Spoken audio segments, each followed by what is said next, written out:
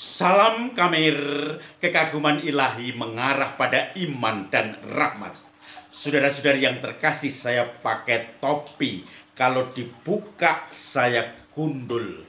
Penjahat-penjahat kebanyakan gundul. Penjahat-penjahat kebanyakan dimasukkan dalam penjara dan menjadi gundul karena digunduli. Tetapi saya tentu saja gundul karena akhir-akhir ini cuaca di Pemalang panasnya minta ampun, panasnya pol.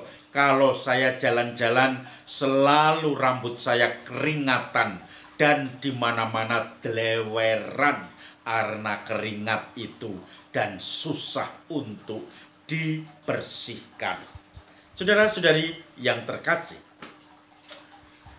ketika kita sudah divonis menjadi penjahat, maka kita juga kadang-kadang susah untuk berubah karena vonis orang banyak. Tetapi ketika kita berbuat jahat, diberikan dukungan kasih dan diberi kesempatan untuk berkembang, tentu saja dengan mengambil konsekuensi dari kejahatan kita, maka kemungkinan orang itu akan bangkit, merangkak, dan kemudian mendapatkan kasih dan menjadi seorang rasul. Tetapi tentu saja pro kontra. Apakah benar setiap orang yang sudah dinubuatkan itu sungguh-sungguh dia hanya wayang menjalani apa yang menjadi nubuat itu? Injil hari ini akan kita baca bagaimana seorang penjahat yang ternyata sudah dinubuatkan oleh Yesus. Injil hari ini. Dalam perjamuan malam terakhir, Yesus membasuh kaki para muridnya. Sesudah itu ia berkata, "Aku berkata kepadamu, sesungguhnya seorang hamba tidak lebih tinggi dari tuannya, atau seorang utusan daripada orang yang mengutusnya. Jikalau kamu tahu semua ini, maka berbahagialah kamu jika kamu melakukannya. Bukan tentang kamu semua aku berkata, aku tahu siapa yang telah kupilih. Tetapi haruslah genaplah nas ini. Orang yang makan rotiku telah mengangkat tumitnya terhadap aku.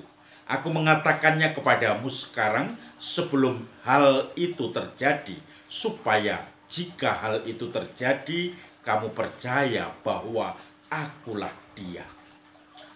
Aku berkata kepadamu, sesungguhnya barang siapa menerima orang yang kuutus, ia menerima aku. Dan barang siapa menerima aku, ia menerima dia yang mengutus aku." Saudara-saudari yang terkasih, tentu yang dibuat atau nas tentang dia yang telah makan rotiku akan mengangkat tumitnya terhadap diriku, itu adalah Yudas. Orang yang sudah dipilih oleh Tuhan, tetapi ternyata dia akhirnya berkhianat. Dan itu di dalam nas sudah disebutkan. Maka pertanyaannya, ada beberapa komentar dari kitab suci yang menyatakan Yudas tidak bersalah. Yudas berjasa karena dengan pengkhianatan Yudas maka kita semua mendapatkan penebusan Tuhan. Karena Yesus disalib berkat pengkhianatan Yudas. Yudas itu menjadi tokoh yang berharga. Maka ada satu tulisan apologi Yudas, pembelaan diri Yudas. Ini adalah aliran predestinasi, yaitu aliran yang kodrat semuanya sudah ditentukan oleh Tuhan. Manusia hanya wayang-wayang saja. Tetapi ada aliran lain yang mencoba menyangkal aliran ini, yaitu aliran free will. Kebebasan manusia yang menjadi berkat paling penting diberikan Tuhan kepada manusia. Kebebasan manusia, kebebasan Yudas, dia bisa memilih apakah mau mengkhianati Yudas atau menolak karena melihat Yesus yang sudah mengasihi dia, guru yang selalu berbuat baik kepadanya, maka itu kemudian dikatakan aliran free will, aliran di mana setiap manusia bebas. Maka kalau kita bicara tentang kodrat, kita bicara tentang semuanya sudah menjadi takdir, sudah disyaratkan, dituliskan, sudah tersurat, maka semua hanya menjalani. Tentu saja ini menjadikan sesuatu tidak fair, karena tulisan itu adalah pasca kejadian, sehingga seakan-akan semua sudah dikodratkan. Bagi aliran free will, kebebasan menjadi hal yang utama. Justru kita mencintai Tuhan karena kebebasan yang diberikan Tuhan pada kita. Saya bisa memilih mengikuti Yudas. Saya bisa memilih berkhianat atas semua janji dan komitmen yang sudah saya buat, entah dalam keluarga, entah dalam imamat, dalam kaul-kaul.